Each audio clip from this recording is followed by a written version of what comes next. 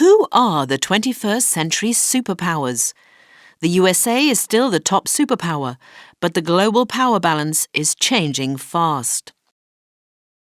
The USA, troubled titan.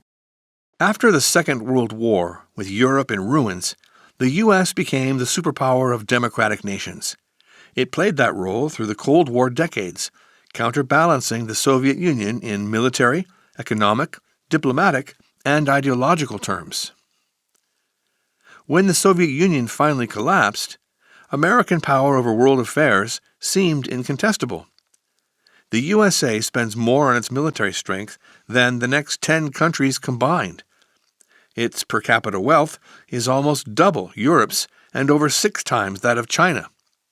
Then, in 2016, something strange happened.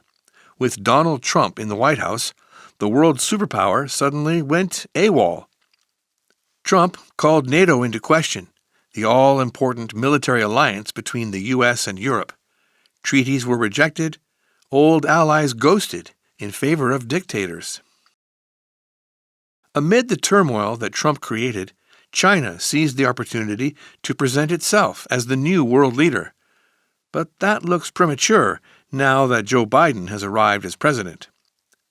Certainly, on paper, America's military and economic dominance remains formidable. The alliances and treaties of the past have rapidly been reactivated. Whether it lasts will depend entirely on how the U.S. evolves from here. In the long term, there are grounds for serious concern about the nation's social cohesion. The Trump phenomenon is a symptom of a deeply troubled society, not its cause. And the United States will only be powerful so long as they remain united. Will America still be a world superpower in 2050? Yes, very probably, but maybe not top dog. China, resurgent giant. For most of the past 2 millennia, up to the 19th century, China was the world's richest country, and it is clear that it aims to regain that position in the 21st century. As an authoritarian, one-party state, it can plan long-term, putting in place strategies that may take decades to reach fruition.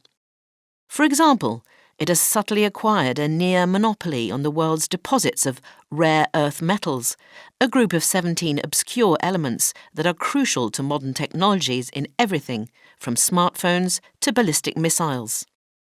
In the future, this will be like controlling the oil supply was in the 20th century. Diplomatically, China has used generous investment in Asian, African, and even European countries' infrastructures to place them in a debt trap. This has given it control over key strategic resources, such as ports all over the world. China's leaders have always talked of planning a peaceful rise to world predominance, but it is building a network of naval military bases that are clearly designed to give it military dominance over the Eastern Pacific.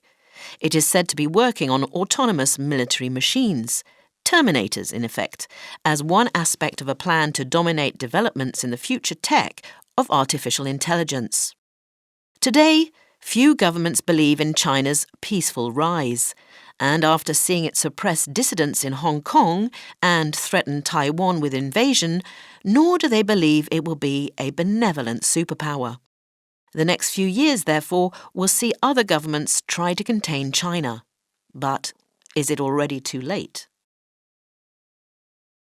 Russia, wounded bear. As the old saying goes, attack is the best defense. And despite still being a military superpower, thanks to its vast nuclear arsenal, Russia feels itself to be very much on the defensive, since losing the Soviet empire it controlled after the Second World War.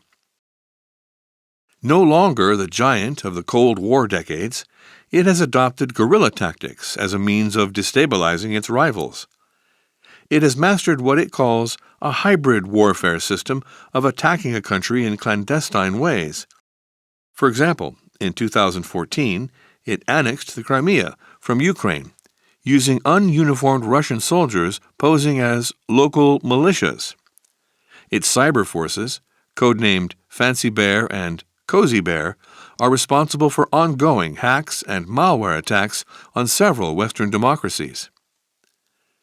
And Russia's clandestine use of social networks to influence elections and votes, such as the Brexit referendum, is well known. All of this, though, is really a sign of weakness.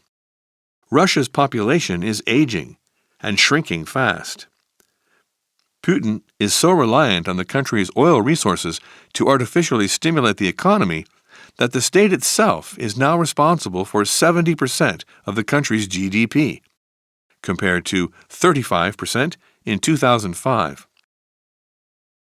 His military adventures in Ukraine, Syria, and elsewhere are about boosting his failing domestic support.